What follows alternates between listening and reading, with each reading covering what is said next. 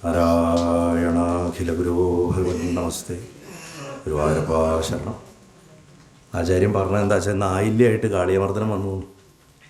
6:30 കൊടുത്താൽ പോരെ? 6:30 കൊടുത്താൽ പോരെ?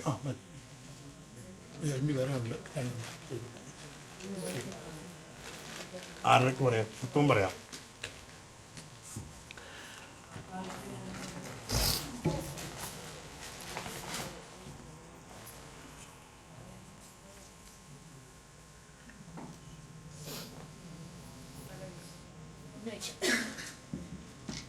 നമ്മൾ കഴിഞ്ഞ പ്രഭാഷണത്തിൽ വേണുഗീതം വരെ പറഞ്ഞിട്ടാണ് നിർത്തിയത്.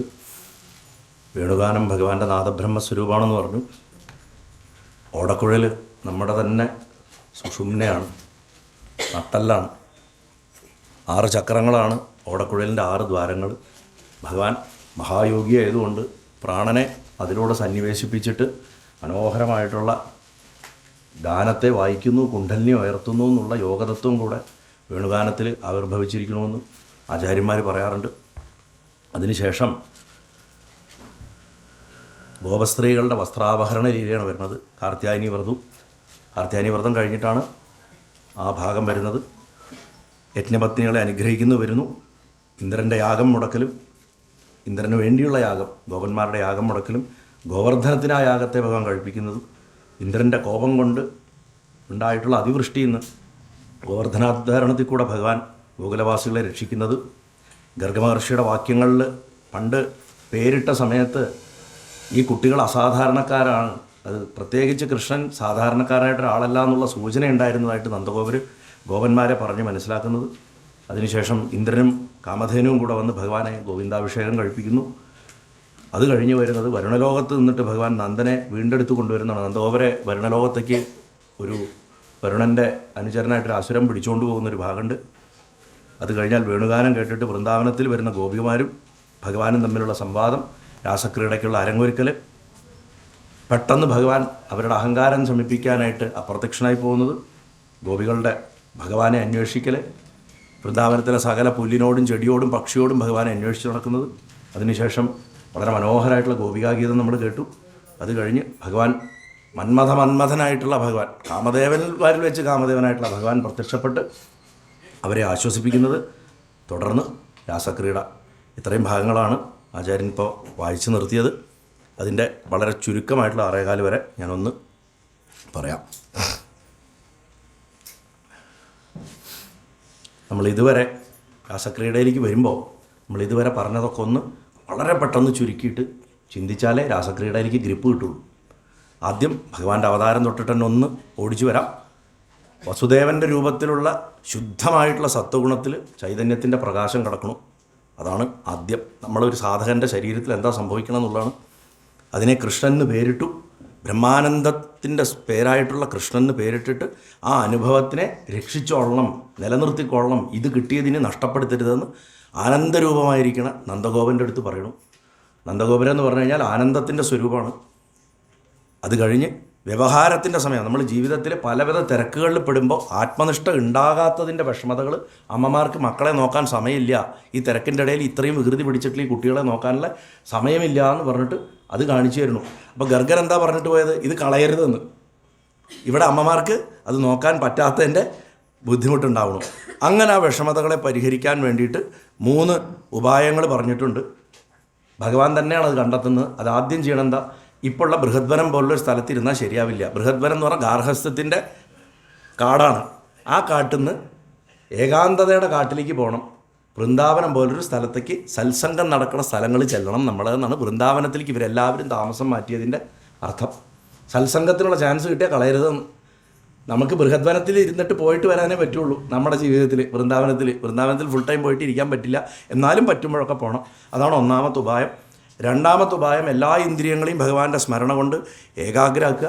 കഴിയുന്നത്ര പ്രപഞ്ചധ്യാനം ചെയ്യുക. എല്ലാറ്റിലും ഭഗവാനെ കാണുക, എല്ലാ സ്ഥലത്തും ഭഗവാനെ കാണുക. ഇത് ചെയ്തു കഴിഞ്ഞാൽ അഘാസുരൻ്റെ രൂപത്തിലുള്ള പാപം നശിക്കും. ഈ ഹോൾ പ്രോസസ്സിൻ്റെ ഇടയ്ക്ക് ഭഗവാൻ അനവധി ദുർവാസനകളെ നശിപ്പിക്കുന്നതായിട്ട് വരുന്നുണ്ട്. അഘാസുരൻ എന്നുള്ള പാപം നശിച്ചാൽ ജീവന് അതാതിൻ്റെ കർമ്മഫലം അനുസരിച്ചിട്ടൊരു കണ്ണുണ്ട്. നമുക്കറിയാം, നമ്മൾ ഓരോരുത്തർക്കും ജീവിതത്തിന് തനതായ വീക്ഷണം. നമ്മൾ കൊച്ചുകുട്ടിയാകുമ്പോൾ തൊട്ട് വളർന്നു വന്ന സാഹചര്യങ്ങൾ അനുസരിച്ചിട്ടാണ്. ചിലർ ഭയങ്കര ഓപ്റ്റിമിസ്റ്റിക് ആയിരിക്കും, ചിലർ പെസിമിസ്റ്റിക് ആയിരിക്കും, ചിലർ ന്യൂട്രലായിരിക്കും, ചിലർക്ക് രാഷ്ട്രീയ വീക്ഷണം ഉണ്ടാവും, ചിലർക്ക് രാഷ്ട്രീയ വീക്ഷണം ഉണ്ടാവില്ല. ഇതൊക്കെ നമ്മൾ കുട്ടിക്കാലം തൊട്ടിട്ട് ഗ്യാദർ ചെയ്ത് വരുന്നതും നമ്മുടെ പൂർവ്വജന്മങ്ങൾ നമ്മൾ കൊണ്ടുവന്നിട്ടുള്ളതാണ്. അതുകൊണ്ട് തന്നെ നമ്മൾ ഓരോരുത്തരും കാണുന്ന ലോകവും ജീവിതവും അവനവന് മാത്രമേ മനസ്സിലാക്കാൻ പറ്റുള്ളൂ. തൊട്ടടുത്ത് ഒപ്പം ജീവിക്കുന്ന ആർക്ക് പോലും മനസ്സിലാവില്ല. അത് അടിച്ചുറപ്പിച്ചേക്കുക മനസ്സിൽ. അപ്പോൾ ഇത് 12-ാമത്തെ അധ്യായത്തിൽ വിസ്തരിച്ച് പറയണമുണ്ട്.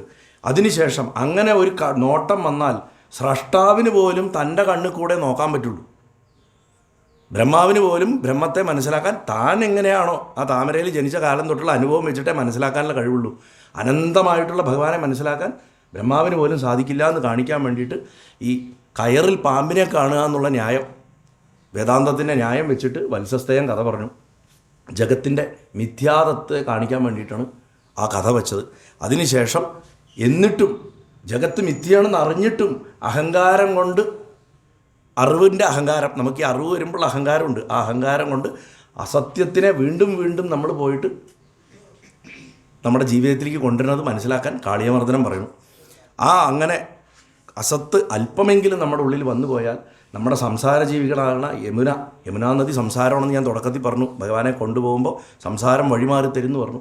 ആ യമുനാ നദിയിൽ ഈ അസത്യം കൊണ്ടുണ്ടായിട്ടുള്ള വിഷം നീങ്ങും, അത് ശുദ്ധവും. സംസാരത്തിൽ നമ്മൾ ഇരിക്കുമ്പോൾ നമുക്ക് ഈ ശരീരമുള്ളിടത്തോളം ഇവിടെ ജീവിച്ചേ പറ്റൂ. പക്ഷെ അത് ശുദ്ധമാക്കാനുള്ള മാർഗ്ഗമാണ് കാളിയമർദ്ദനം കൊണ്ട് പറഞ്ഞത്. അത് പറഞ്ഞു കഴിഞ്ഞ് അടുത്ത ഒരു സാധകന് ഏറ്റവും ആവശ്യമുള്ളൊരു കാര്യം പറയണു. നമുക്ക് കഴിഞ്ഞ പ്രഭാഷണത്തിൽ സമയമില്ലാത്തതുകൊണ്ട് ഞാൻ പറയാനാണ്. വെറുതെ സംസാരിക്കുക. ചില ആൾക്കാരുണ്ട് വെറുതെ സംസാരിക്കും. ഇവിടെ ആധ്യാത്മികതയാണെങ്കിലും ആവശ്യത്തിൽ കൂടുതൽ സംസാരിക്കരുത്. അത് പറയാനുള്ള വേദി, അതിനുള്ള സമയമാണെങ്കിൽ പറയാം, അല്ലെങ്കിൽ മിണ്ടാതിരിക്കണം. അങ്ങനെ അമിത വർത്തമാനത്തിൻ്റെ രൂപത്തിലുള്ള അസുരനാണ് പ്രലംബൻ. പ്രലംബൻ എന്ന് പറഞ്ഞാൽ ചുമ്മാ വർത്താനം പറയുക, വെറുതെ വർത്താനം പറഞ്ഞുകൊണ്ടിരിക്കുക. ആ അനുഭവം ഈ അനുഭവം, അവിടെ പോയി ഇവിടെ പോയി, ഈ അമ്പലത്തിൽ തൊഴുതു, അത് ചെയ്തു ഇത് ചെയ്തു, ഇങ്ങനെ പറഞ്ഞുകൊണ്ടിരിക്കലാണ് ഈ പ്രലംബൻ. ആ പ്രലംബനെ നശിപ്പിക്കുകയാണ്. അങ്ങനെ പ്രലംബനാകണം, അതിഭാഷണം കുറയ്ക്കണം. പിന്നെ എന്ത് ചെയ്യണം? കേൾക്കണം. എന്ത്? നല്ലത് കേൾക്കണം. നല്ലതിൽ വെച്ച് ഏറ്റവും നല്ലത് ഏത്? ഭഗവാന്റെ വേണുഗാനം. അങ്ങനെ നാദബ്രഹ്മം കൊണ്ട് മനസ്സിലെ ഉറപ്പിച്ച് മേൽപ്പറഞ്ഞിട്ടുള്ള ആ ജീവിത രീതി തുടങ്ങിക്കഴിഞ്ഞാൽ നമുക്ക് മെല്ലെ മെല്ലെ ഭഗവാന്റെ സ്വരൂപാനുഭവം ഉണ്ടാവാൻ തുടങ്ങും. ഭക്തൻ ചിന്തിക്കുന്ന രൂപമാണ് ഭഗവാന്റെ ദേഹം. ഒരു ബ്രാഹ്മണനെ ഗുരുവായൂരപ്പൻ പൂന്താരത്തിൽ അത് എരുമയെ പോലെ ഇരിക്കുന്നു പറഞ്ഞു കൊടുത്ത കഥ ഞാൻ 2 ദിവസം മുമ്പ് പറഞ്ഞില്ലേ? അപ്പോൾ എരുമയായിട്ടാണ് പ്രത്യക്ഷപ്പെട്ടത്. നമ്മൾ എങ്ങനെ ചിന്തിക്കണോ ആ രൂപം ഭഗവാന് ലഭിക്കും. ഭഗവാൻ അതേ എടുക്കാൻ സാധിക്കുള്ളൂ. അദ്ദേഹത്തിൻ്റെ മായയ്ക്ക് അടിപ്പെട്ടിട്ട് തന്നെയാണ് അദ്ദേഹം രൂപം എടുക്കുന്നത്. ജഗത്തിൽ നമുക്ക് പലപ്പോഴും തോന്നും എന്തുകൊണ്ടാണ് ഭഗവാനോട് ഈ ഭൂമിദേവി പശുവിൻ്റെ രൂപത്തിൽ വല്ലാണ്ടെയൊക്കെ പോയിട്ട് കരഞ്ഞു പിഴിഞ്ഞ് പറയുമ്പോൾ, അതല്ലെങ്കിൽ ബ്രഹ്മാവ് പറയുമ്പോൾ, അല്ലെങ്കിൽ ശിവൻ പോയി പറയുമ്പോൾ മാത്രം ഭഗവാൻ എന്തിനാ ഈ അവതാരം എടുക്കണത്? അതെന്താ ഭഗവാൻ ഇതെന്താ തന്നെത്താൻ അറിയില്ലേ, സർവജ്ഞനല്ലേ എന്ന് നമ്മൾ ചിന്തിക്കും. രൂപത്തിലുള്ള സഗുണമായിരിക്കുന്ന ഭഗവാനെ നമ്മുടെ ദുഃഖം മനസ്സിലാക്കാൻ പറ്റുള്ളൂ. ബ്രഹ്മത്തിൽ ദ്വൈതഭാവം ഇല്ലാത്തതുകൊണ്ട് പ്രപഞ്ചത്തിൽ ദുഃഖം ഉണ്ടെന്ന് ബ്രഹ്മത്തിന് അറിയില്ല. ഇത് മനസ്സിലാക്കാൻ കുറച്ച് ബുദ്ധിമുട്ടായിരിക്കും നമുക്ക് ആദ്യം. ഭഗവാൻ അറിയണില്ല ഇവിടെ ദുഃഖമുണ്ടെന്ന്. അത് അവിടെ ചെന്ന് ഉണർത്തിക്കുമ്പോൾ അറിയുമ്പോൾ അദ്ദേഹത്തിൻ്റെ മനസ്സിലേക്ക് ഒരു ദ്വൈതം കയറ്റിവിടുകയാണ്. ആ ദ്വൈതത്തിൻ്റെ വികാരത്തിലാണ് അദ്ദേഹം ഒരു രൂപം എടുക്കുന്നത്. അതിനനുസരിച്ച് എന്താണോ പ്രോബ്ലം പറഞ്ഞത് അതിനനുസരിച്ചൊരു രൂപം. മന്ദര പറഞ്ഞു, കറങ്ങുന്നില്ല പറഞ്ഞു, ആമയായി വന്നു. മഹാബലി അടക്കണം എന്ന് പറഞ്ഞു, വാമനനായിട്ട് വന്നു. അതാത് രൂപത്തിനനുസരിച്ച് പ്രഹ്ലാദൻ്റെ വിഷമം അവിടെ അറിഞ്ഞ് അഥവാ അറിയിക്കപ്പെട്ടപ്പോൾ അതിനനുസരിച്ചൊരു രൂപം എടുക്കും. അങ്ങനെ അറിയിക്കുമ്പോഴാണ് രൂപം എടുക്കുന്നത്. ആ അറിവ്, ഈ പ്രപഞ്ചത്തിലെ ദുഃഖത്തിനെക്കുറിച്ചുള്ള അറിവ് അദ്ദേഹത്തിൻ്റെ ഹൃദയത്തിൽ നിലനിൽക്കുന്നിടത്തോളം കാലം അദ്ദേഹം നിൽക്കും ഇവിടെ. അതായത് ഏത് ജീവിക്കും ദ്വൈതജ്ഞാനം വരുമ്പോഴാണ് അത് പിന്നെ താഴേക്ക് ഇറങ്ങി വരണത്. എത്രത്തോളം ഭേദഭാവം വരുന്നു അതിനനുസരിച്ച് ജീവൻ താഴത്തെ തട്ടുകളിലേക്ക് ഇറങ്ങി വരും. നമ്മൾ മൃഗം പാറ്റയാവും, പക്ഷിയാവും, ഇങ്ങനെ പോവും. ഭഗവാനും അതാ സംഭവിക്കണം. ഭഗവാൻ ആ തലത്തിൽ നിൽക്കുന്ന ആൾ നമ്മുടെ പരാധീനതകളും പ്രാരബ്ധവും പോയി പറഞ്ഞിട്ട് അദ്ദേഹത്തിൻ്റെ മനസ്സിൽ 2 എന്നുള്ള ചിന്ത ഉണ്ടാക്കുമ്പോൾ അദ്ദേഹം ഒന്ന് താഴെയുള്ള മനുഷ്യൻ്റെ തലത്തിലേക്ക് ഇറങ്ങി വരും. ഇത് നിലനിൽക്കുന്നിടത്തോളം കാലം ആ അറിവ് നമ്മുടെ ദുഃഖത്തിനെക്കുറിച്ച് അദ്ദേഹത്തിന് ബോധം നിൽക്കുന്നിടത്തോളം കാലം മാത്രം അദ്ദേഹം ആ ശരീരത്തിലിരിക്കും. അപ്പോൾ എന്താ, ശ്രീരാമസ്വാമി 13,000 കൊല്ലം ഇരുന്നു. അത് കഴിഞ്ഞപ്പോൾ അത് ഉപേക്ഷിച്ചു പോയി. ഭഗവാൻ 126 വയസ്സ് വരെ ഇരുന്നു. അത് കഴിഞ്ഞപ്പോൾ എപ്പോൾ യാദവവംശം നശിച്ചോ അന്ന് ഭഗവാനെ സംബന്ധിച്ചിടത്തോളം അദ്ദേഹത്തിൻ്റെ മനസ്സിലുണ്ടായിരുന്ന ദ്വൈതം കഴിഞ്ഞു. ആ സെക്കൻഡിൽ ശരീരം വിട്ടു. പിന്നെ തിരിച്ചുപോയി. ഇനി വീണ്ടും കൊണ്ടുവരണമെങ്കിൽ ആരെങ്കിലും അദ്ദേഹത്തിനെ ബോധ്യപ്പെടുത്തണം. അതുകൊണ്ടാണ് ഭഗവാൻ അവതരിക്കാൻ നമ്മളൊക്കെ പ്രാർത്ഥിക്കേണ്ടതിൻ്റെ ആവശ്യകത. ഭഗവാനെ ഇനി അവതരിക്കണേ നമ്മൾ പ്രാർത്ഥിക്കണം, അപ്പോഴേ ഇറങ്ങി വരുള്ളൂ. ഇത്രയും മനസ്സിലാക്കിയാലേ നമുക്ക് വസ്ത്രാഭരണത്തിലേക്ക് കടക്കാൻ പറ്റുള്ളൂ. കാരണം ഈ മേൽവിവരിച്ച ജീവിത രീതി കൊണ്ടുവരുമ്പോൾ ഭഗവാന്റെ സ്വരൂപാനുഭവം നമുക്ക് ഉണ്ടാവാൻ തുടങ്ങും. സ്വരൂപാവം ഉണ്ടാകുമ്പോൾ ഒരു സംഭവം ഉണ്ടാവും, നമുക്ക് നമ്മൾ ഈ ദേഹമാണെന്നുള്ള ബോധം നശിക്കാൻ തുടങ്ങും. പിന്നെ ശരിക്കും പറഞ്ഞാൽ ഈ ശരീരത്തിൽ ഇരിക്കാൻ തോന്നില്ല, ഒരു പരിധി വരെ ഒരു വിഷമവും തോന്നില്ല ഈ ശരീരം കളയാൻ. ആ മൃത്യുഞ്ജയ മന്ത്രത്തിൽ പറയണ ഒരു ഉർവാരുക ബന്ധനാഥ് എന്ന് പറഞ്ഞ അവസ്ഥയോ ഇത് ഗോപസ്ത്രീകൾക്ക് സംഭവിക്കുകയാണ്. ഭഗവാനെ 6 വയസ്സുള്ളൂ വസ്ത്രാപഹരണം നടക്കുമ്പോൾ. ഗോപസ്ത്രീകൾ ഭഗവാനെ ഭർത്താവാകാനാണ് പ്രാർത്ഥിക്കുന്നത്. അപ്പോൾ അവർക്കൊരു 4 വയസ്സേ കാണുള്ളൂ. തത്വാർത്ഥം എടുത്ത് അവർക്ക് 4 വയസ്സേ കാണുള്ളൂ. അവർ ആ ദേഹബോധം നശിക്കാൻ, ബ്രഹ്മമാകണ ഭഗവാനിൽ മനസ്സുറച്ച് നിൽക്കാൻ എന്നുള്ള അർത്ഥത്തിനാണ് ഭഗവാനെ ഭർത്താവായിട്ട് വേണമെന്ന് പറയുന്നത്. ഭഗവാനിൽ വേണം ഇനി ആത്മാവുറയ്ക്കാൻ. അതിനു വേണ്ടിയിട്ട് ഭീതികത് ഭൂതഭർത്ത എന്നാണ് ഈ അകത്തിരിക്കുന്ന ആളെ പറയണത്. ഭൂതഭർത്ത എന്ന് പറഞ്ഞു കഴിഞ്ഞാൽ നമ്മുടെ നാഥൻ ആരാണ്? അവൻ ഭർത്ത, ഭരിക്കണവൻ ഭർത്ത എന്നാണ്. ഇപ്പം അർത്ഥം പറഞ്ഞാൽ അടി കിട്ടും. ഭരിക്കണവൻ ഭർത്താവ്. ആ ഭരിക്കുന്നവൻ ആരാണോ ആത്മാവിനെ ഭരിക്കുന്നത് അവൻ ഭർത്താവ്. അപ്പം അതായി കിട്ടാൻ വേണ്ടിയിട്ടുള്ള പ്രാർത്ഥന വരുമ്പോൾ നാച്ചുറലി ശരീരത്തിൻ്റെ ആവേഗങ്ങളുണ്ട്. പ്രാണൻ ശരീരത്തിലുണ്ടാക്കുന്ന ആഗ്രഹങ്ങളിന് കാമവാസന, വിശപ്പ് തുടങ്ങിയിട്ടുള്ള സകലതും ഇതിനെ അടക്കണം. ഇതിനെ അടക്കി പോകുമ്പോഴാണ് ഈ ശരീരബോധം കുറഞ്ഞു വരിക. അത് നിർബന്ധപൂർവ്വം ഞെക്കി പഴിപ്പിച്ച് അടക്കരുത്. അസുഖം വന്ന് മരിച്ചു ഒരിക്കലും ചെയ്യരുത്. അത് പ്രകൃതി തന്നെ നമ്മളെ അനുഗ്രഹിക്കണം, അതിനെ സഹായിക്കണം. അതിന് വേണ്ടിയിട്ടാണ് പണ്ട് വിശ്വാമിത്ര മഹർഷി ബല അതിബല എന്ന് പറഞ്ഞിട്ട് പ്രകൃതിയെ മെരുക്കാൻ പറ്റുന്ന 2 മന്ത്രം പറഞ്ഞു കൊടുത്തത് ശ്രീരാമസ്വാമിക്ക്. അത് തന്നെ ഇവിടെ സംഭവിക്കും. ഇവിടെ ഇവർ പോയിട്ട് ചെയ്യണം എന്താ? ഗോപസ്ത്രീകൾ പ്രകൃതിയുടെ അടുത്ത് വേണം പറയാൻ, അമ്മേ ഞങ്ങൾക്ക് മനസ്സ് ബ്രഹ്മത്തിൽ ഉറച്ചു നിൽക്കാൻ അനുഗ്രഹിക്കണേ എന്ന്. അതാണ് കാർത്യായനി വ്രതം. കാർത്യായനി മഹാമായേ മഹായോഗിൻ നദീശ്വരി എന്ന് പറഞ്ഞാൽ യോഗി നദീശ്വരി എന്ന് പറയണത് തന്നെ അതിൽ തന്നെ കിടക്കേണ്ട അതിൻ്റെ രഹസ്യം. ആനന്ദത്തിൻ്റെ പുത്രനായിരിക്കണം നന്ദഗോപസുതനെ ഞങ്ങളുടെ ഭർത്താവാക്കി തരണേ എന്ന് പറയുന്നത് ബ്രഹ്മത്തിൽ ഉറച്ചു നിൽക്കാൻ ശരീരബോധത്തിന്, ശരീരത്തിൻ്റെ ആവേഗങ്ങളെ, കാമവാസനയാവട്ടെ, വിശപ്പാവട്ടെ, ദാഹമാവട്ടെ, ഇതൊക്കെ കുറച്ച് തന്ന് ഈ ശരീരത്തിനോടുള്ള നമ്മുടെ ടെൻഡൻസി, അറ്റാച്ച്മെൻറ്റ്. ഇപ്പോൾ നമ്മൾ കുറച്ച് നേരം ജപിക്കാതിരിക്കുമ്പോൾ തന്നെ നമ്മൾ ശരീരത്തിനെക്കുറിച്ച് ബോധവാന്മാരോ, കാല് മരവിക്കും, അല്ലെങ്കിൽ ഇടുപ്പ് വേനിക്കും. അല്ല, ശരിയല്ലേ? അതിപ്പോൾ എല്ലാ പ്രായത്തിലുള്ളവർക്ക്, അമ്മയെ പറഞ്ഞല്ല അങ്ങനെ വിചാരിക്കേണ്ട, എല്ലാവർക്കും സംഭവിക്കും. അപ്പോൾ എൻ്റെ അമ്മയ്ക്കൊന്നും ഇങ്ങനെ ഇരിക്കാൻ പോലും പറ്റില്ല. അമ്മയ്ക്ക് കാല് വെച്ച് ഒരു സ്റ്റൂള് വെച്ച് കൊടുക്കണം, എന്നാലും അമ്മ ഒന്ന് ഇരിക്കും. അമ്മയ്ക്ക് പറ്റില്ല ഇരിക്കാൻ. അപ്പോൾ ആഗ്രഹം കൊണ്ട് വരികയാണ്. അത് കേൾക്കാനും എന്താ വെച്ചാൽ ഞാൻ ഇടയ്ക്ക് ഒരു ഗ്യാപ്പ് കൊടുക്കുമ്പോൾ ഓരോ പാട്ട് പാടും. അപ്പോൾ അതിന് വേണ്ടിയിട്ട് വന്നിരിക്കും. നാട്ടിലൊക്കെ ആണെങ്കിൽ സപ്താഹ പ്രഭാഷണം നടക്കുന്ന സ്ഥലത്ത്. അപ്പോൾ നമുക്കൊക്കെ ഇത്രയെങ്കിലുമൊക്കെ സാധിക്കുന്നുണ്ട്. അങ്ങനെ സാധിക്കാത്തവർ എത്രയോ ഉണ്ട്. അപ്പോൾ ശരീരത്തിനെക്കുറിച്ചുള്ള ബോധം നമുക്ക് അടിക്കടി ഉണ്ടാക്കും. നമ്മുടെ പ്രായം വർദ്ധിക്കുന്തോറും ഈ തരിപ്പും വേദനയും കാര്യങ്ങളൊക്കെ നമ്മൾ എത്ര കോൺഷ്യസ് ആവാതിരിക്കാൻ ശ്രമിച്ചാലും ഒരു ഘട്ടം എത്തുമ്പോൾ ബാത്റൂമിൽ പോകാൻ തോന്നും, അല്ലെങ്കിൽ എന്താ പറയുക, കാല് വേനിക്കും, കൈ വേനിക്കും, ചിലപ്പോൾ അറിയാണ്ട് മുറിവ് പറ്റിയിട്ടുണ്ടാവും. ഇങ്ങനെയൊക്കെ പല സംഭവങ്ങളും നടക്കും. അതൊക്കെ നമ്മുടെ ശരീരബോധം. അപ്പോൾ അതിനെ പ്രകൃതിയെ ഉപാസിച്ചിട്ട് വേണം. കഴിഞ്ഞ ദിവസം ഞാൻ വരാഹി ഉപാസിക്കണതിൻ്റെ കാര്യം പറഞ്ഞു. തടസ്സമുണ്ടാക്കുന്ന ദേവതയാണ് പൂജിച്ച് പ്രീതിപ്പെടുത്തിയിട്ട് ആ തടസ്സത്തിൽ നിന്ന് രക്ഷപ്പെടാനുള്ള തന്ത്രത്തിൻ്റെ വിദ്യ. വിഘ്നേശ്വരൻ തടസ്സം ഉണ്ടാക്കണവനാണ്. അവനെ പൂജിച്ചിട്ട് വേണം വിഘ്നത്തിൽ നിന്ന് പുറത്ത് കിടക്കാൻ. നേതൃത്വ ഗുണം നൽകുന്നവനാണ് വിനായകൻ. ഇത് രണ്ടും ഗണപതിയുടെ ഭാവമാണെന്ന് ഞാൻ പറഞ്ഞിരുന്നു. അപ്പം അതേപോലെ പ്രകൃതിയെ പ്രാർത്ഥിക്കുകയാണ്. ബ്രഹ്മചാരിണികളായിട്ടുള്ള ഗോപികളുടെ അവസ്ഥ കിട്ടണമെങ്കിൽ നമുക്ക് ദേഹബോധം നശിക്കണം. അപ്പോൾ ദേഹബോധം നശിക്കണതിൻ്റെ ഭാഗമായിട്ടാണ് ഭഗവാൻ ഗോപികളുടെ നഗ്നശരീരം എന്ന് പറഞ്ഞാൽ ആത്മാവാണ്. അവരുടെ വസ്ത്രം ശരീരമാണ്. അതിനെ ഭഗവാൻ എടുത്തിട്ട് കടമ്പ് വൃക്ഷത്തിൻ്റെ മുകളിലങ്ങ് ഇട്ടു. ആ കടമ്പിനുമൊക്കെ തത്വാർത്ഥമുണ്ട്. ആ കടമ്പ് വൃക്ഷത്തിൻ്റെ മുകളിൽ, ആ കടമ്പ് മാത്രമാണ് കാളിയൻ്റെ വിഷം അടിച്ചിട്ട് കരിയാത്തത്. കാരണം അതിന് ജ്ഞാനമുണ്ട്. വൃക്ഷമാണെങ്കിലും ജ്ഞാനമുണ്ടെങ്കിൽ സംസാരവശം തീണ്ടില്ല എന്ന്. ഏത് ജന്മത്തിലും അതുകൊണ്ട് മോക്ഷം സാധിക്കാവുന്നതാണ് ഭഗവാന്റെ അനുഗ്രഹം ഉണ്ടെങ്കിൽ. അങ്ങനെ അത് കഴിഞ്ഞ് ആ ഗോപസ്ത്രീകളുടെ ദേഹാഭിമാനത്തിനെ കളയണ ഭാഗം കഴിഞ്ഞാൽ ഭഗവാൻ അതിൻ്റെ അവസാനത്തിൽ ഭഗവാൻ അവരെ അനുഗ്രഹിച്ചിട്ട് പറയാണ്, ന മയ്യാവേശിതതിയാം കാമകാമായ കൽപ്പതേ ഭർജിതാ പ്രായോ ബീജായ നിഷ്യതേ. 22-ാമത്തെ അധ്യായത്തിൽ 26-ാമത്തെ ശ്ലോകം. അല്ലയോ കുമാരികളെ, നിങ്ങൾ എന്നെ പൂജിക്കാൻ ആഗ്രഹിക്കണു, നിങ്ങളുടെ ഈ അഭിലാഷത്തിനെ ഞാൻ അംഗീകരിക്കുന്നുണ്ട്, നിങ്ങളുടെ സങ്കല്പം സത്യമായിട്ട് ഭവിക്കട്ടെ എന്ന്. ഈ അനുഗ്രഹം നമുക്ക് ഓരോരുത്തർക്കും കിട്ടേണ്ടത്. ഭഗവാനെ പൂജിക്കാൻ ഭഗവാന്റെ അനുമതി നമുക്ക് കിട്ടണം. ആ അനുമതിക്ക് വേണ്ടിയിട്ടാണ് നമ്മൾ പ്രാർത്ഥിക്കേണ്ടതെന്നാണ്. അപ്പോൾ ഇത് കഴിഞ്ഞാൽ അടുത്തത് ഗൃഹസ്ഥാശ്രമം അനുസരിച്ചിട്ട് ഇവർ ബ്രഹ്മചാരിണികളാണ്, വാനപ്രസ്ഥക്കാരാ. ശരിക്കും നോക്കിയാൽ ഗോപസ്ത്രീകൾ വാനപ്രസ്ഥക്കാരാണ്, എല്ലാം ഉപേക്ഷിച്ചവരാ. ഇനി ഗാർഹസ്ഥ്യത്തിലുള്ള ജീവൻ്റെ അവസ്ഥ പറയുന്നു. ഗാർഹസ്ഥ്യത്തിലുള്ള ജീവനെ കാണിക്കാൻ വേണ്ടിയിട്ട് സുമംഗലികളായിട്ടുള്ള ബ്രാഹ്മണ സ്ത്രീകളുടെ കഥ, വിപ്രപത്നി അനുഗ്രഹം അതാണ് പറയുന്നത്. ബലരാമനും കൃഷ്ണനും കൂടെ കാട്ടിൽ കുറേ ദൂരം അവർ സഞ്ചരിച്ച് പതിവിലും കൂടുതൽ ഡിസ്റ്റൻസ് അവർ പശുക്കളെ മേയിച്ച് പോയപ്പോൾ ഭയങ്കര വിശന്നു. അന്നത്തെ ദിവസം അവർ കാര്യമായിട്ട് ഭക്ഷണമൊന്നും കൊണ്ടുവന്നിരുന്നില്ല. അപ്പോൾ അടുത്തൊരു ഗ്രാമത്തിൽ ബ്രാഹ്മണന്മാർ യജ്ഞം നടത്തേണ്ടതെന്ന് പറഞ്ഞിട്ട് അപ്പോൾ അവിടെ ചെന്നിട്ട് ഭക്ഷണം ചോദിക്കാൻ പറയും ഭഗവാൻ കൂട്ടുകാരുടെ അടുത്ത്.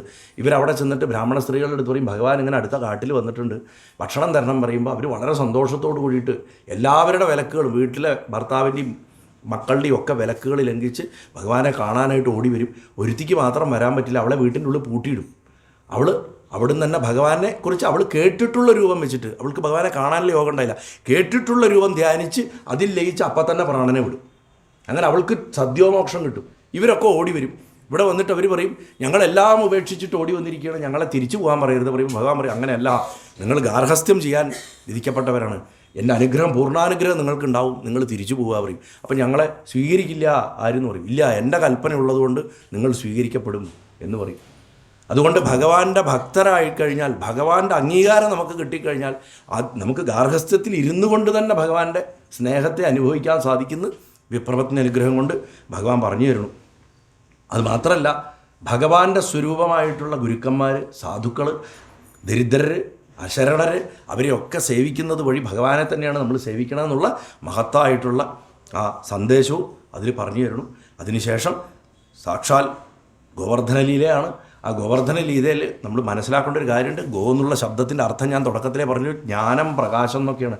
അപ്പോൾ ഗോവർദ്ധനം പറഞ്ഞാൽ ജ്ഞാനത്തിനെ വർദ്ധിപ്പിക്കുന്നത്, പ്രകാശത്തെ വർദ്ധിപ്പിക്കുന്നത് എന്നൊക്കെയാണ് അർത്ഥം. ഇന്ദ്രൻ മനസ്സിൻ്റെ ദേവതയാണ്.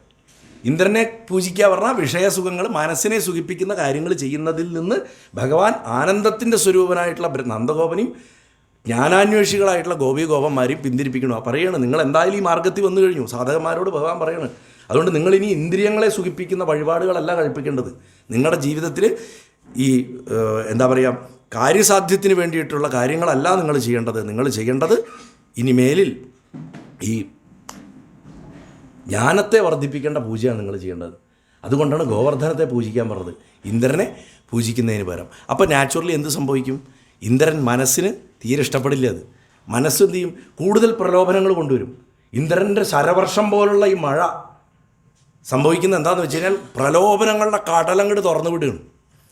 അനവധി പ്രലോഭനങ്ങൾ.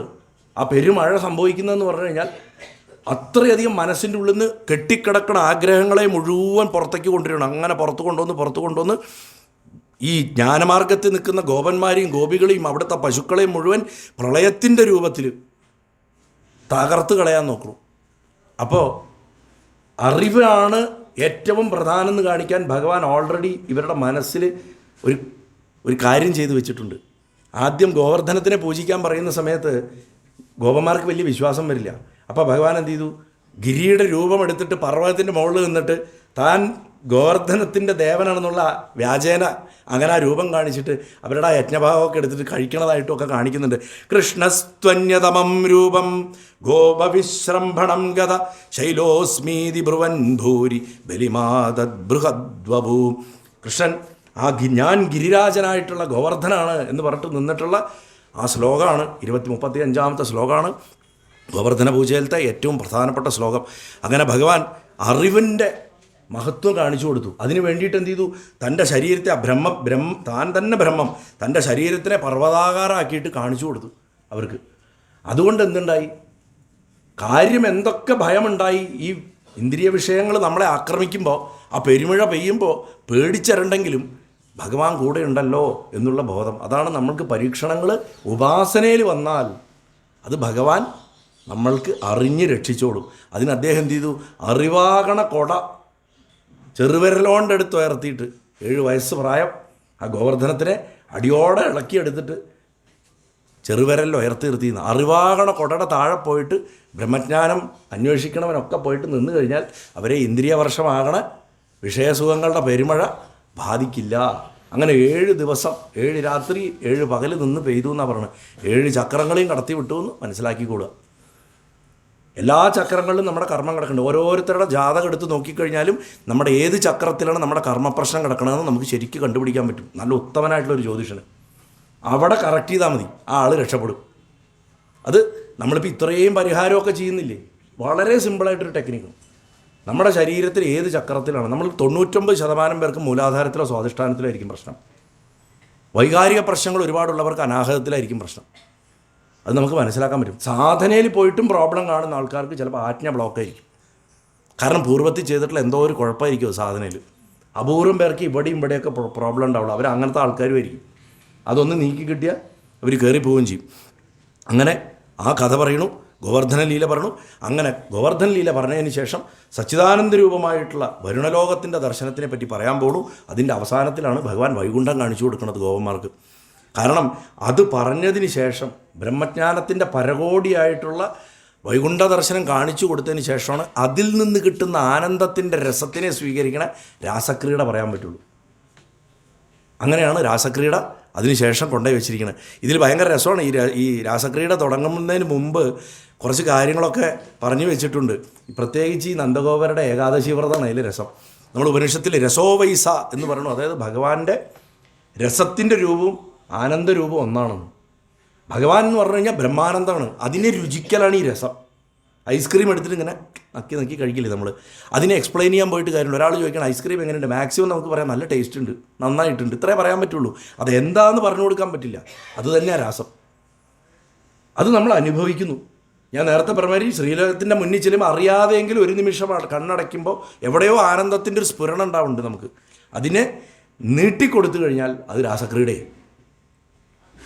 ആ രാസക്രീഡയിലേക്ക് കയറുന്നതിന് മുമ്പ് ജീവികൾ ഇതൊക്കെ അറിഞ്ഞിട്ടും ബ്രഹ്മത്തിനെ അറിഞ്ഞിട്ടും, ഇപ്പം നന്ദഗോപൻ എന്ന് പറഞ്ഞാൽ ബ്രഹ്മാനന്ദത്തിൻ്റെ സ്വരൂപമാണ്. പരീക്ഷിച്ച് ചോദിക്കുക ശിവമഹർഷിയുടെ മഹർഷി, ഇതൊക്കെ അറിഞ്ഞിട്ടും ആൾക്കാർ മായയെ പോയി പെടുന്നില്ലേ?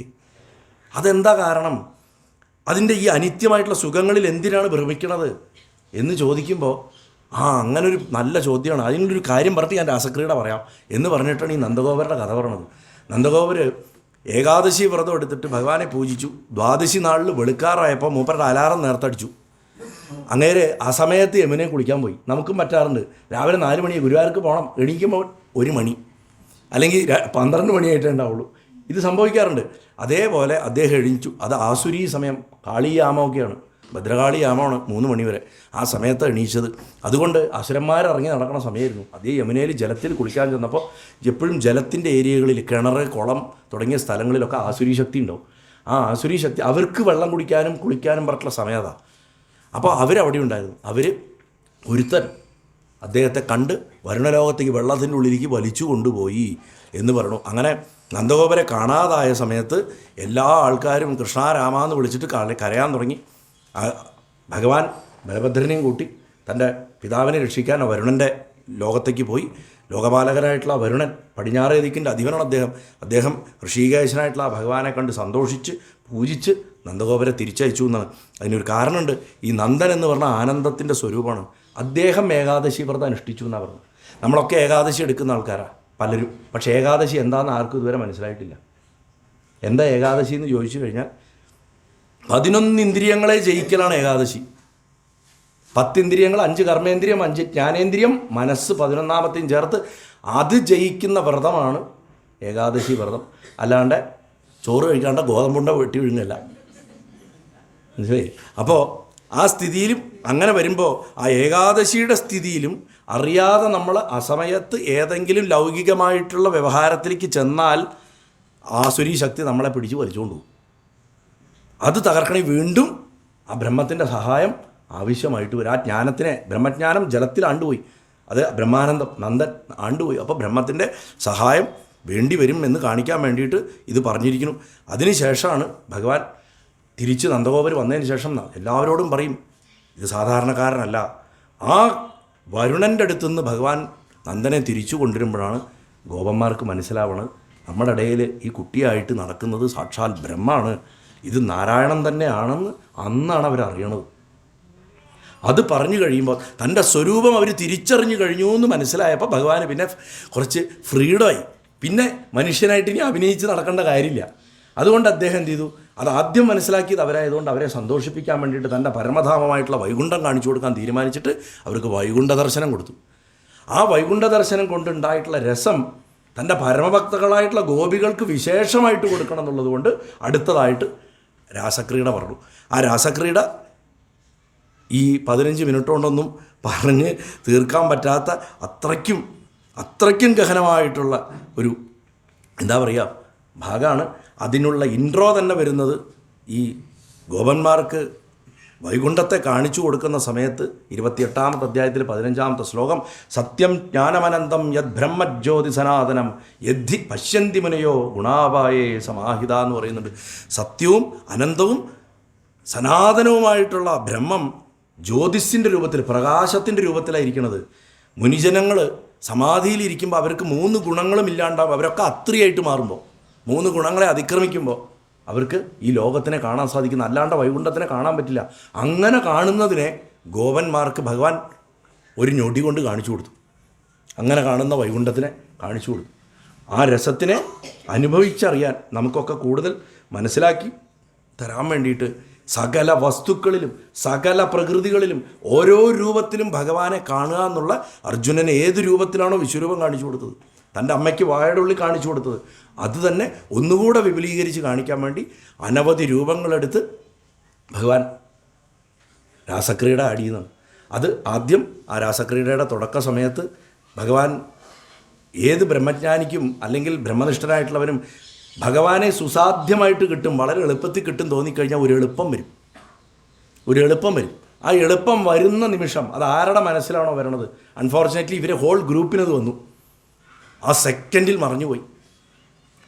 എന്നിട്ട് ഈ ഇങ്ങനെ മറഞ്ഞു പോകുമ്പോൾ ഈ സിദ്ധികൾ ഉണ്ടായിരുന്ന ആൾക്കാർ നുണ പറയും. അവർക്ക് കാണാൻ പറ്റാണ്ടായാലും അവർ മറ്റുള്ളവരുടെ മുന്നിൽ മോശമാവാണ്ടിരിക്കാൻ വേണ്ടിയിട്ട് ഞാൻ കണ്ടു എന്ന് പറയും. അങ്ങനെ ഇതിൽ ഒരുത്തി നുണ പറയും, ഞാൻ കണ്ടു എന്ന്. അവൾക്കാണ് ഒട്ടും കാണാൻ പറ്റാണ്ടാവണത്. പിന്നെ അങ്ങനെ നുണ പറഞ്ഞാൽ പ്രശ്നമാണ്. നമ്മൾ ആത്മവഞ്ചന ചെയ്യരുതെന്ന്. അത് കഴിഞ്ഞ് യഥാർത്ഥത്തിൽ ഈ ഗോപീഗീതം അവർ പാടിയിട്ട് അവിടെ മുഴുവൻ നടക്കണം. ആ അന്വേഷിച്ച് നടക്കലുണ്ടല്ലോ, ആ അന്വേഷിച്ച് നടക്കൽ എന്താ, ബ്രഹ്മത്തിൻ്റെ സംബന്ധം നമുക്ക് നഷ്ടപ്പെട്ടാൽ നമ്മൾ വീണ്ടും ചെയ്യേണ്ടത് കിളിയിലും പുല്ലിലും പാറ്റയിലും ഒക്കെ പോയിട്ട് ബ്രഹ്മത്തെ കാണുക. അതാണ് ഈ ചോദിക്കുന്നത്. കണ്ടോ കണ്ടോ കണ്ടോ കണ്ടോ എന്നാണ് ചോദിക്കുന്നത്. കൃഷ്ണനെ ഈ കണ്ടോ ചോദിക്കണത് വീണ്ടും യോഗധാരണയാ നമ്മൾ വീണ്ടും ഇരുന്നിട്ട് ധ്യാനിച്ച് അതിനെ വരുത്തുകയാണ്. വീണ്ടും സമഗ്രമായിട്ട് സമ്യക് ദർശനം സുദർശനമാക്കിയിട്ട് നമ്മളിതിനെ വീണ്ടും കിട്ടും. അപ്പോൾ വീണ്ടും ഭഗവാൻ പ്രത്യക്ഷപ്പെടും. എങ്ങനത്തെ രൂപത്തിൽ? മന്മഥ കാമദേവന്മാരിൽ കാമദേവനായിട്ട്. ഭഗവാന്റെ ബീജാക്ഷരം തന്നെ കാമദേവൻ്റെ ബീജാക്ഷര, ക്ലീം എന്നാണ് ആ ബീജാക്ഷരം. അങ്ങനെ ഭഗവാൻ പ്രത്യക്ഷപ്പെടും. ആ പ്രത്യക്ഷപ്പെട്ട് കഴിഞ്ഞ് ബ്രഹ്മാനുഭവം എന്ന് പറഞ്ഞാൽ കലക്റ്റീവല്ല. ഇങ്ങനെ ഒരു ഗ്രൂപ്പ് ഇരുന്നിട്ട് ഭഗവാൻ ഇവിടെ ഇരുന്നിട്ട് ഡാൻസ് കളിക്കലല്ല. ഓരോരുത്തർക്കും വ്യക്തിഗതമാണത്, ഇൻഡിവിജ്വലൈസ്ഡ് എക്സ്പീരിയൻസാണ്. ഓരോ വ്യക്തിക്കും ടൈലർ മെയ്ഡ് എക്സ്പീരിയൻസാണ്. അതുകൊണ്ട് ഓരോ ഗോപി ഓരോ കൃഷ്ണനെ കണ്ടു. അതാണ് നമ്മൾ കൃഷ്ണാട്ടത്തിൽ മുല്ലപ്പൂ ചുറ്റിൽ പറയും. അതിൻ്റെ ഇടയിൽ ഇങ്ങനെ കളിച്ച് അതാ എത്ര മനോഹരമായിട്ടുള്ളൊരു വൃത്തത്തിലാണ് ഭട്ടതിരിപ്പാടത് എഴുതിയിട്ടുള്ളത്. പാട്ടുകാരൊക്കെ ഇരിക്കുമ്പോൾ അതൊന്നും പാടാൻ പാടില്ല. നമ്മൾ കേശപാശധൃതപിഞ്ചികാഭിരതി സഞ്ചലൻ മകരകുണ്ടലം എന്ന് പറഞ്ഞാൽ തുടങ്ങണത്. തൻ തൻ തൻ തൻ. അതാ കണ്ടൊരാൾക്കേ അങ്ങനെ എഴുതാൻ പറ്റുള്ളൂ. അത് കേട്ടാൽ അതാ ശ്ലോകങ്ങൾ അങ്ങോട്ട് നീങ്ങുന്നത് ധൻ ധൻ ധൻ ധൻ ഇങ്ങനെ തന്നെ വരും. ആ നൃത്തം കണ്ട കറങ്ങി അത് ശരിക്കും കൃഷ്ണാട്ടത്തിൽ നമുക്ക് കാണാം. ആ മുല്ലപ്പൂ ചുറ്റിൽ ഇങ്ങനെ ഭഗവാൻ ഇങ്ങനെ ഇടയിലിടയിൽ ഇങ്ങനെ പോകണുണ്ട്. അത് മോളിൽ നിന്ന് കാണണം. ആ മോളത്തെ അഴിയുടെ അവിടെ ചെന്ന് കഴിഞ്ഞാൽ അത് കാണാൻ പറ്റും. കൃഷ്ണൻ ഇങ്ങനെ ഓടി കളിക്കുന്നത്. താഴെ ഇരുന്നാൽ കാണില്ല ആ പാറ്റേൺ ഉണ്ടാക്കണത്. മാനവേദനത എങ്ങനെയാ അത് ആവിഷ്കരിച്ച് വെച്ചിരിക്കണം എന്നുള്ള അതിൻ്റെ രസം, അത് കാണുമ്പോൾ അനുഭവിക്കുന്ന ആ ബ്രഹ്മാനന്ദം, ആ ബ്രഹ്മസംബന്ധം, അതിന് വേണ്ടിയിട്ടാണ് രാസക്രീഡ ധ്യാനിക്കേണ്ടത്. ഞാൻ ഗുരുവായൂരപ്പൻ്റെ അടുത്ത് ഈ ഭാഗം ഇന്ന് ഈ അവസാനിപ്പിക്കുന്ന ഭാഗം പറയാൻ വരുമ്പോൾ ഞാൻ ഭഗവാനോട് പറഞ്ഞിട്ടാ വന്നു, ഗുരുവായൂരപ്പ എനിക്ക് രാസക്രീഡ പറയാനില്ല, കഴിവില്ല.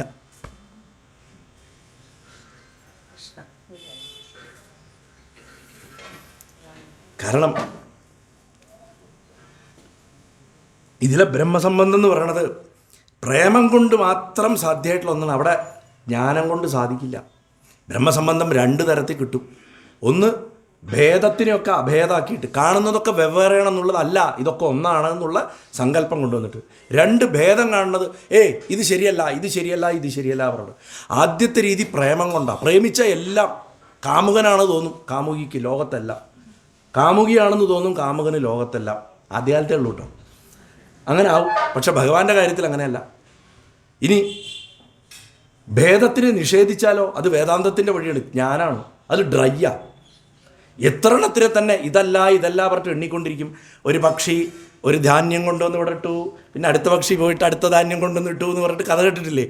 ഒരു പറ മുഴുവൻ അളക്കാൻ അതിലുള്ള ധാന്യം എണ്ണാൻ പറഞ്ഞപ്പോൾ ഓരോ നെൽമണിയായിട്ട് ഇരുന്നിട്ട് എണ്ണിയ കഥ മാരിയാവും ജ്ഞാനത്തിൻ്റെ മാർഗത്തിൽ. അപ്പോൾ അതിലും ഭേദം എന്താ? സമഗ്രമായിട്ട് പ്രേമസ്വരൂപമായിട്ട് അങ്ങോട്ട് കാണുക. അതിനുള്ള വിദ്യ രാസക്രീഡ തരണു. അങ്ങനെ വരുമ്പോൾ ഭഗവാനെ പത്നിയായിട്ട് കിട്ടണം എന്ന് ഗോപസ്ത്രീകൾ പ്രാർത്ഥിച്ചതിൻ്റെ ഫലമാണ്, പക്വമായ ഫലമാണ് രാസക്രീഡ എന്ന് മനസ്സിലാക്കും. ഇത് 2-ാമത്തെ സ്കന്ധത്തിൽ 4-ാമത്തെ അധ്യായത്തിൽ 20-ാമത്തെ ശ്ലോകം പറഞ്ഞിട്ടുണ്ട്. ഞാനിത് കഴിഞ്ഞ ദിവസം പറഞ്ഞിരുന്നു. ശ്രിയപ്പതിർ യജ്ഞപതി പ്രജാപതിർ ധിയാംപതിർ ലോകപതിർ ധരാപതി പതിർഗതിശ്ചാന്തകവൃഷ്ണി സത്വതാം പ്രസീദതാം മേ ഭഗവാൻ സദാംപതി. ലക്ഷ്മിയുടെ പതി, യജ്ഞങ്ങളുടെ പതി, പ്രജകളുടെ പതി, സകലരുടെ ബുദ്ധിക്കും പതിയായിട്ടിരിക്കുന്ന സാക്ഷി, സകല ലോകങ്ങളുടെ പതി, ഭൂമിയുടെ പതി, അന്തകവൃഷ്ടി വംശങ്ങളുടെ പതി, ഗതി, സത്പുരുഷൻ, സകലരുടെ പതി. ഏതൊക്കെ മാർഗങ്ങൾ ഭഗവാനിലേക്കുണ്ടോ അതിൻ്റെയൊക്കെ നാഥനായിട്ടുള്ള ഭഗവാൻ ഗുരുവായൂരപ്പൻ എന്നിൽ പ്രസന്നനാകണേ എന്ന് പറഞ്ഞ് പ്രാർത്ഥിച്ചിട്ടാണ് ശുകൻ ഭാഗവതം പറഞ്ഞ് തുടങ്ങിയത്. അതിൽ തന്നെ വെച്ചിട്ടുണ്ട് അവതാര രഹസ്യം, രാസലീലയുടെ രഹസ്യം. ഇത്രയും പറഞ്ഞുകൊണ്ട് രാസലീലയുടെ 5 അധ്യായങ്ങളെ ഭാഗവതത്തിൻ്റെ പഞ്ചപ്രാണന്മാരാണെന്നാണ് പറയണത്. പ്രാണാപാന വ്യാനാദാന സമാനന്മാരായിട്ടുള്ള ഭാഗവതത്തിൻ്റെ ശ്വാസം എന്താ എന്ന് ചോദിച്ചാൽ രാസലീലയുടെ 5 അധ്യായങ്ങളാണ്. ആ രാസക്രിയയുടെ 5 അധ്യായങ്ങൾ. അപ്പോൾ അതിനെ ശരിയായ അർത്ഥത്തിൽ മനസ്സിലാക്കുക. അതൊരു സെക്ഷുവൽ ഗെയിമല്ല, ഈ പറഞ്ഞ് കളിപ്പിക്കുന്ന പോലെ ഒന്നുമല്ല. അത് കൂടുതൽ വിസ്തരിച്ചിറങ്ങി രാസക്രീഡ ഞാൻ മുമ്പ് ചെയ്തതുണ്ട്. വിസ്തരിച്ചിട്ട് നാരായണിയും ഭാഗവതവും ചേർത്തിട്ട് 2 ദിവസമായിട്ട് പാലക്കാട് കൽപ്പാത്തിയിൽ ഏകദേശം 6 മണിക്കൂറോളം വരുന്ന പ്രഭാഷണമുണ്ട് ചെയ്തത്. 2 ദിവസമായിട്ട് ചെയ്തത്. അതിൽ വിസ്തരിച്ച് പറഞ്ഞിട്ടുണ്ട്. ആ 5 അധ്യായങ്ങളെ പഞ്ചപ്രാണൻ എന്ന് പറഞ്ഞു. എന്തുകൊണ്ടാണ് പഞ്ചപ്രാണൻ എന്ന് പറഞ്ഞത്? പ്രാണനാണ് നമ്മുടെ ശരീരത്തിൽ സെക്ഷുവാലിറ്റി ഉണ്ടാക്കുന്നത്, വിശപ്പുണ്ടാക്കുന്നത്, ഈ പറഞ്ഞ സകല ആവേഗങ്ങൾ ഉണ്ടാക്കുന്നത്. അപ്പോൾ ആ പ്രാണനെ ഭഗവതോന്മുഖമാക്കി മാറ്റിയാൽ അത് ഗുരുവായ വായുവാകും, ഗുരുവായൂരപ്പനാകും. അങ്ങനെ ആക്കി മാറ്റാൻ നമുക്ക് സാധിക്കാൻ വേണ്ടിയിട്ടാണ് നമ്മൾ രാസക്രീഡ പഠിക്കേണ്ടതും പ്രാവർത്തികമാക്കേണ്ടതെന്ന് പറഞ്ഞുകൊണ്ട് ആ പൊന്നു ഗുരുവായൂരപ്പൻ്റെ തൃപ്പാദങ്ങളിൽ നമസ്കരിച്ചിട്ട് ആ ശ്രീധർമ്മശാസ്താവിൻ്റെ പാദങ്ങളിൽ ഞാൻ ഈ മഹത്തായിട്ടുള്ള ഈ വിദ്യയെക്കുറിച്ചുള്ള ഈ എളിയ പ്രഭാഷണം അതിൻ്റെ എല്ലാവിധ ദോഷങ്ങളോടും നല്ലതോടും കൂടിയിട്ട് സമർപ്പിക്കുന്നു. നാരായണാഖില ഗുരോ ഭഗവൻ നമസ്തേ. ഗുരുവായൂരപ്പ രാസേശ്വര ഭഗവാനേ സ്വാമിയേ ശരണമയ്യപ്പ.